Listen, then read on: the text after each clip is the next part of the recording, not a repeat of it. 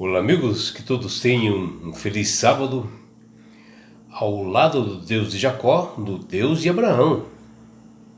Vamos estudar a lição da escola sabatina e hoje inicia-se uma nova lição, que é a lição de número 8, que hoje, 13 de agosto, ela tem como título Vendo o Invisível. O que nós podemos ver na lição que inicia-se hoje, durante essa semana, e que todo cristão deve saber, que nós devemos adorar a Deus em espírito e em verdade. Adorar com todo o nosso coração, com sinceridade, com toda a nossa mente, com a ajuda do poder do Espírito Santo, ter uma comunhão diária com o Senhor, para que nós possamos realmente fazer uma adoração com sinceridade, onde a verdadeira adoração ela vem do fundo do coração, por amor ao Criador do Universo, aquele que nos mantém a nossa vida, e não assim pelos fatores externos, como o lugar, a cerimônia, ou talvez assim palavras repetidas. Por isso que nós devemos adorar em espírito e em verdade, e adorar com sinceridade e fé, que fala no livro de João, no seu capítulo 4, versículos 23 e 24, onde ele diz que Deus é espírito, ele é invisível aos nossos olhos, e no entanto a Bíblia diz que várias pessoas, servos dele, Deus, comprometidas com ele, Deus, viram o invisível, viram o Deus de Jacó, que está lá em Hebreus, no seu capítulo 11, versículo 27. E isso tudo devido à sua sinceridade, à sua consagração diária a esse grandioso Deus. A lição de hoje, que fala vendo o invisível, eu posso dar uma experiência que eu tive ainda quando criança. Eu tinha perto aí de 8 anos de idade, e um amigo meu, que era vizinho na cidade onde eu morava, e eu sempre ia lá tomar um café, bater um papo pela manhã, e ele tinha uma avó chamada da Magra, que ela era cega, e ela já estava assim bem idosa, mas cega mesmo, não via vulto, nada, era completamente na escuridão. E eu sempre gostava de conversar com ela, porque ela me transmitia assim experiência de vida, me transmitia segurança, e eu como criança eu gostava muito de conversar com ela. Porém, eu tinha assim um pouco assim de medo de chegar perto dela, e eu chegava assim quieto, sem falar nada, perto dela. Mas ela sentia a minha presença pelo andar, como eu me mexia dentro da casa. Ela perguntava: é você, João, amigo do Luiz? E vejam, a percepção que essa pessoa tinha em me identificar. Por quê? Porque ela via com o coração, ela enxergava com o coração, não com os olhos físicos, E ela realmente era impressionante, aquela senhora, porque ela me identificou assim me identificava assim de imediato, E ela mesmo me falou as seguintes palavras para mim, eu não esqueço até hoje, Ela disse, a minha visão não está nos meus olhos físicos, e sim na minha mente, no meu coração, e eu sinto a tua presença amável. Isso é que ela falava para mim. Quer dizer, uma senhora cega já me identificava. Vejam que incrível, E da mesma maneira, embora nós não conseguimos ver a Deus, através dos olhos físicos, né? Nós podemos olhar pelos olhos do coração, através da nossa fé, né? Para vê-lo, que é um dom que é dado por Deus, que está lá em Efésios, no seu capítulo 1, versículo 18. Falar assim de ver pela fé é um desafio natural particular, né, de cada pessoa, porque esse dom ele é dado especialmente por Deus para aqueles que pedem, depois de muita consagração, e Deus vê realmente que você está querendo um relacionamento com Ele, e Ele te dá essa fé, e você começa a acreditar nesse grandioso Deus. E às vezes, por mais que tenha tornado assim uma palavra muito comum, né, de muito uso hoje, né, até em jogo de futebol eles falam de fé, muitas coisas, né, às vezes é só uma expressão assim, de motivação, né, que na realidade a fé bíblica ela envolve não só um estereótipo, né, social, mas um compromisso e ação nossa, né? A esperança viva é crer para ver.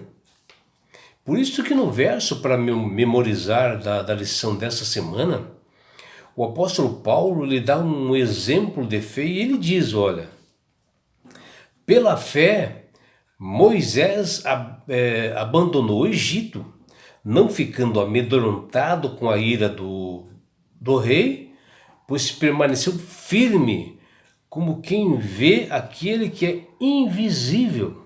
Está lá em Hebreus, no seu capítulo 11, versículo 27.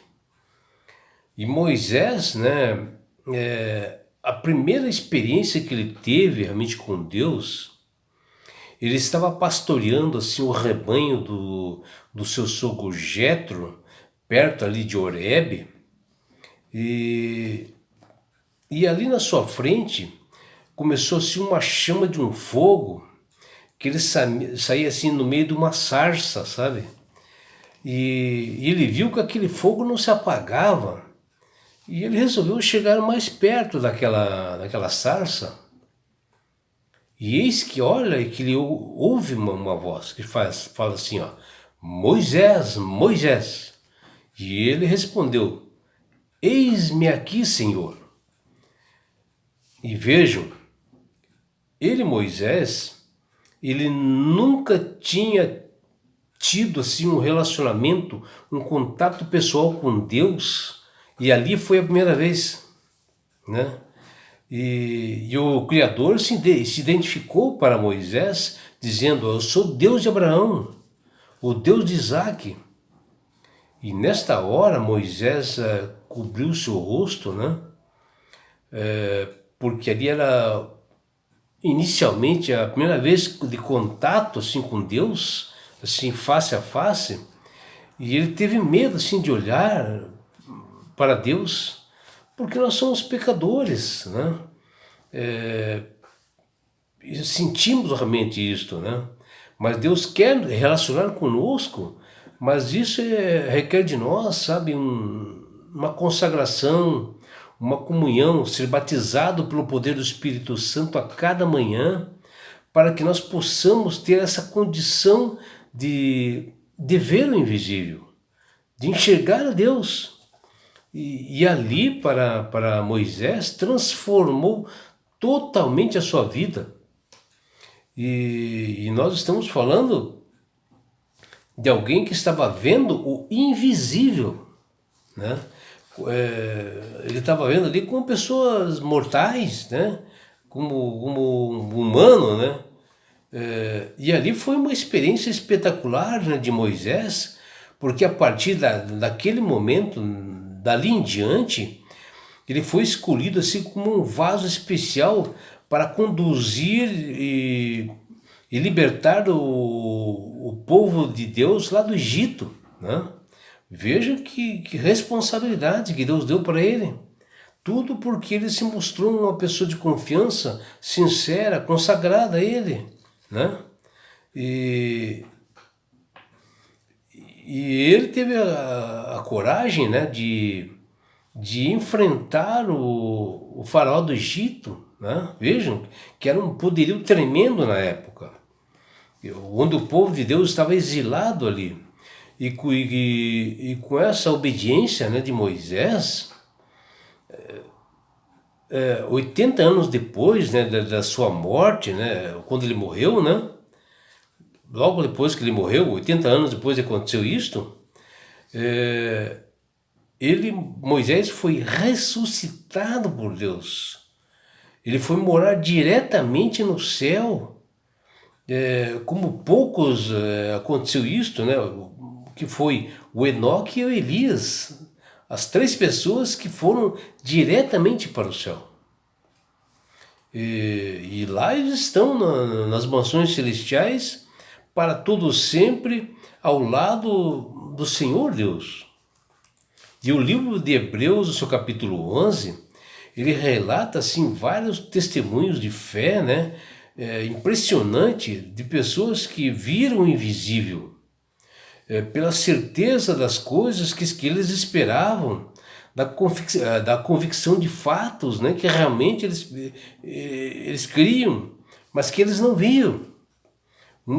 Sabe, ali no Hebreus 11 tem uma galeria de campeões da fé, onde pode ter certeza que o meu nome e o seu nome também está lá, onde fazem parte também desse livro de Hebreus, porque nós somos testemunhas vivas do Senhor Jesus aqui neste mundo. Aqueles que um dia aceitaram Jesus como Salvador e Senhor, e sentem o desejo de mostrar Jesus para as outras pessoas. E com isto, o nosso nome está nessa galeria da fé, onde nós devemos, assim, com a palavra aberta, levar a outros corações. E Jesus, realmente, ele só intercede em cada coração se a pessoa tiver o livre-arbítrio, né, de deixar ele entrar no seu coração. E é isto que a minha vida, assim, com Cristo, né, ela foi assim. Quando eu aceitei a Jesus como Salvador, houve uma transformação na minha vida. E isso acontece com todas as pessoas que aceitam a Jesus como Salvador. E sabemos que esta caminhada, como a caminhada de Moisés, ela não é fácil. Onde não é fácil nós sermos um instrumento nas mãos do Senhor. Porque diariamente nós somos afrontados, nós somos desafiados, né, por agentes de Satanás, que às vezes pessoas da própria família, pessoas que saíram de um berço cristão, que servem ao inimigo para te prejudicar de todas as formas, onde nós somos injustiçados, né, julgados, nós somos observados o tempo todo. Eles querem observar falhas em nós, eles querem esfriar a nossa fé, e somos atacados, assim, às vezes moralmente, né, para que nós possamos sair dessas fileiras de Jesus. Eles nos atacam moralmente, e às vezes por membros de nossa família somos condenados e até executados, né? E olha, amigo, se não fosse a nossa fé pela graça de Jesus, pelo poder de Deus na nossa vida e os cuidados, né, do Senhor, só assim para acontecer, né, os propósitos que Deus tem para conosco, né? Se não fosse isto, né, se não fosse realmente esse cuidado divino para conosco, nós já teríamos sido excluídos, nós teríamos sido extirpados, executados, né, da face desse mundo. Se não fosse pelo poder de Deus estar em nós mantermos dessas fileiras de Jesus. E isso já tinha acontecido há muito tempo, né? E só não acontece isto porque o poder de Deus, ele atua nos protegendo, nos dando segurança. E que você saiba, né, que todo aquele servo verdadeiramente do Altíssimo, que se compromete a servi-lo e levar a palavra de Deus para outras pessoas, ele é muito perseguido, ele é rejeitado na família, na sociedade. Nós somos assim desafiados, né, a perceber que somos chamados, né, a ver aquele que é invisível. Esse é o desafio de cada cristão, não apenas quando vai tudo bem, mas principalmente quando vai tudo mal também. Principalmente sendo injuriados por nossa família, por amigos, né? E nesta semana nós estudaremos vários assuntos assim detalhadamente, assuntos maravilhosos. Veremos diariamente como a generosidade de nosso Pai Celestial é grande. Deus é maravilhoso. Nós veremos a sua bondade para conosco, mesmo sendo pecadores, que está lá em Romanos 8, para que nós possamos não duvidar desse amor de Deus, para que nós possamos se firmar a cada dia mais.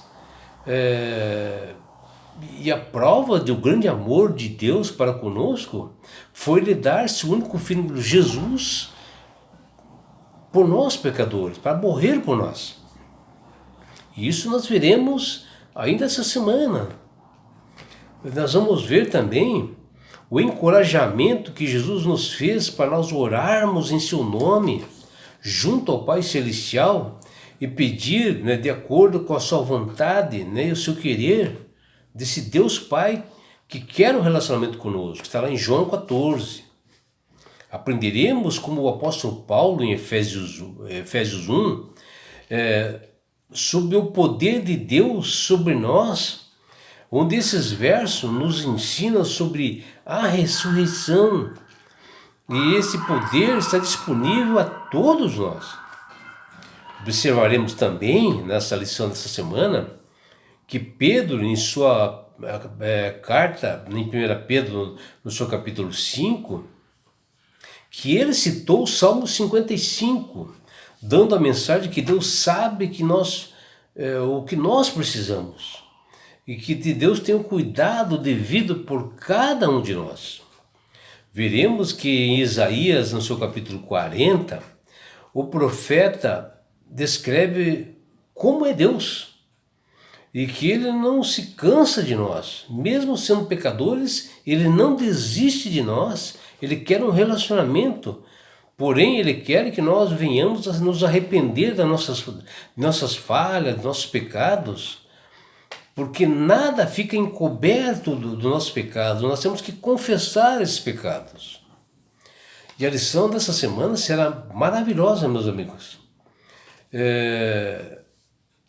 Mesmo que o Deus, né, que salvou a Moisés, que salvou todas essas pessoas que estão na galeria da fé, e que através de Moisés, né, foi conduzido lá para o céu, esse mesmo Deus salvará a mim e a você novamente na grande volta de Jesus. Basta que você, meu amigo, minha amiga, aceitem a Jesus como Salvador, porque Ele quer te levar para as mansões celestiais. E sabe por quê, meu amigo? Minha amiga? Porque Jesus te ama. Abraços do seu amigo João Carlos Amorim.